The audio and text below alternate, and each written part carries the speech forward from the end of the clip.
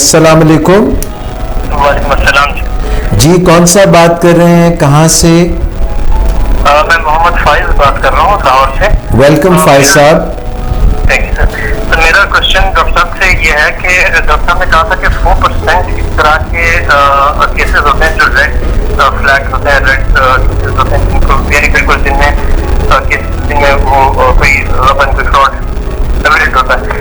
लेकिन सर मेरा क्वेश्चन ये है कि वही वाले जो सबसे ज्यादा जिनमें होता है कोई फ्रॉड, वो सबसे ज्यादा वेल कवर्ड अप होते हैं, तो उनको आइडेंटिफाई किस तरह किया जाए? आपका सवाल ये है फाइज के जो 4% लोग जो ज़्यादा फ्रॉड कर रहे होते हैं वो बहुत अपने आप को छुपा के बचा के चल रहे होते हैं, तो उनको पकड़ा कैसे जाए? जी जी, और वो वाले जो होते हैं वो सबसे ज्यादा अच्छी तरह से उन्होंने कवर अप किया होता है, क्योंकि उसी में तो उन्हें पता होता है कि गड़बड़ है। ठीक हो गया आपका सवाल। Thank you very much Faiz. मैं डॉक्टर साहब से आपका जवाब लेने की कोशिश करता हूँ। Okay, thank you sir. Thank you. अच्छा, फाइज साहब ने बड़ा अहम सवाल किया है कि जो लोग ये काम कर रहे होते हैं तो वो उसको छुपाने में भी माहिर हो चुके होते हैं, और वो ये बात यकीनी बनाते हैं कि उनका जो किया धरा है वो कारपेट के नीचे रहे, ऊपर ना आए। तो वो दाएं बाएं लोगों को खुश रखने की भी बहुत कोशिश करते हैं जी। और लोगों को थोड़ा बहुत हिस्सा भी ज़रूर देते हैं। वो किसी ना किसी के साथ कोई ना कोई फेवर, कोई ना कोई मेहरबानी भी वो ज़रूर करते हैं। तो फिर उनको कैसे पकड़ा जाए?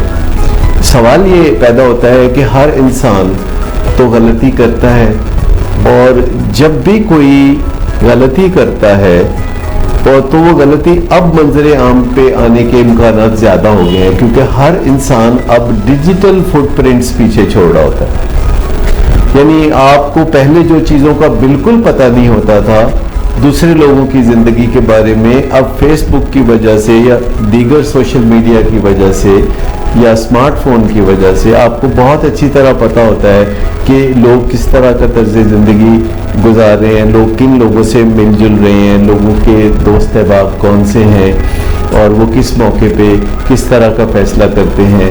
और फिर आप छोटी तस्वीर को दे के उसको ब्लो अप करके देखते हैं कि अगर किसी के अंदर वैल्यूज़ हैं कि नहीं हैं। अगर किसी ने कभी किसी वैल्यू को अपनाया ही नहीं, ध्यान ही नहीं रखा, तो ऐसी तो मत रखें कि जब उन्हें बेईमानी का मौका मिलेगा तो वो छोड़ देंगे, क्योंकि बहुत कम लोग ऐसे होते हैं कि जिन्हें बेईमानी का मौका मिले तो वो छोड़ देंगे, क्योंकि वैल्यूज़ इनग्रेन्ड नहीं होती। वैल्यूज़ दो तरह की हैं। एक वैल्यू ये है कि आप गलत काम करेंगे तो गुनाह होगा, एक ये वैल्यू है। फिर आपको एक ये भी ख्याल आता है कि फिर आप कोई नेक काम करेंगे तो वो गुनाह ख़त्म हो जाएगा, या आप माफ़ी मांग लेंगे तो वो गुनाह ख़त्म हो जाएगा। बाज़ लोग माफ़ी के आसरे पे भी बेईमानी को जारी रखते हैं और वक्तन फ़वक्तन पिछला हिसाब साफ करने की कोशिश करते हैं, और कहीं ना कहीं ये पैराडाइम पाई जाती है कि जब हम बुरा काम करने के बाद कुछ अच्छा काम कर लेते हैं या बुरा काम करने के बाद तौबा कर लेते हैं तो हिसाब साफ हो जाता है।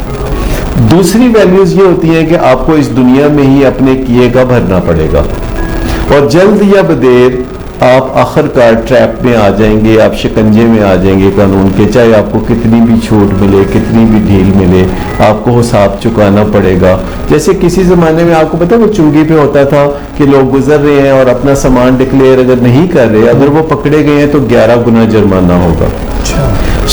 इस तरह दुनिया में जो एक तरह से पनिशमेंट का जो निज़ाम है, अगर इंसाफ के असूलों पे मबनी हो और लोगों को पता चले कि अगर वो गलत काम करेंगे तो आखिरकार वो पकड़े जाएंगे और लेने के देने पड़ जाएंगे। और माजी की निस्बत अब ये आसानी से काम हो सकता है, क्योंकि वो जो मैं बात कर रहा था डिजिटल फुटप्रिंट्स की, अब बहुत से मामलात कंप्यूटर में होते हैं। आप एंट्रीज चेंज नहीं कर सकते, आप बैक डेट में कुछ नहीं कर सकते, आप फ्यूचर डेट में कुछ नहीं कर सकते।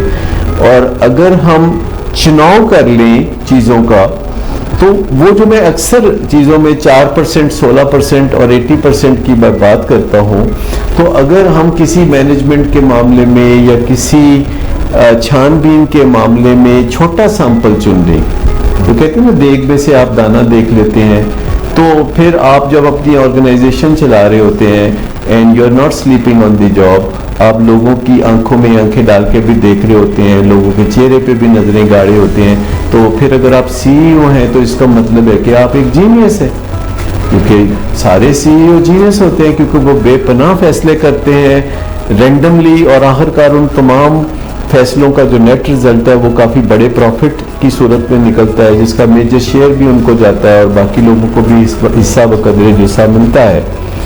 تو تصور یہ کرنا چاہیے کہ اگر کوئی بندہ آپ کی آرگنائزیشن میں کام کرتا ہے جی اور وہ بے ایمانی کر سکتا ہے تو آپ تصور کر لیجئے کہ وہ کرے گا۔ وہ کہتے ہیں نا ایک مرفیز لا ہے، if something can go wrong it will go. it will۔ تو آپ یوں سوچ لیں کہ اگر آپ کو موقع ملے تو آپ کریں گے کہ نہیں کریں گے، پھر آپ دیکھیں گے دوسرے کو موقع ملے تو وہ کرے گا کہ نہیں کرے گا، تو پھر پیش بندی کرنی پڑتی ہے آپ کو ہر سٹیپ پہ کہ اپرچونٹیز نہ ہو، جیسے ڈاکٹر فاطمہ بلال کر رہی تھی، اپرچونٹیز نہ ہو، ٹیمپٹیشن نہ ہو، ویلیوز ہوں، کانسیکوینسز کا ڈر ہو، کانسیکوینسز، اور عام طور پر جو نکچڑے لوگ ہوتے ہیں، جو آپ کے بہت پیارے لوگ ہوتے ہیں، جو آپ کے بہت قریب لوگ ہوتے ہیں، ان کو بار بار یاد دہانی کرانی چاہیے کہ جب اگر وہ ایسا غلط کام کریں گے تو آپ کو بڑا دکھ ہوگا۔ آپ کو دھمکیوں سے کام نہیں کرنا چاہیے، آپ کو جذبات کنوے کرنا چاہیے کہ آپ اپنے ساتھیوں سے کیا توقع رکھتے ہیں، اور پھر آپ کو ٹرولی اپنے ساتھیوں کے ساتھ سمپیتھیٹک بھی ہونا چاہیے، ان کے ساتھ مشکلات اگر ہوں تو کمپنی ان کے کام آئے، آپ ان کے کام آئیں، اور لوگوں کو ان کا حق آپ جو ہے از خود دینے کے لیے تیار ہوں دستک دے کے، تو پھر یہ چیزیں جو ہے آہستہ آہستہ بہتری کی شکل اختیار کرتی چلی جائیں۔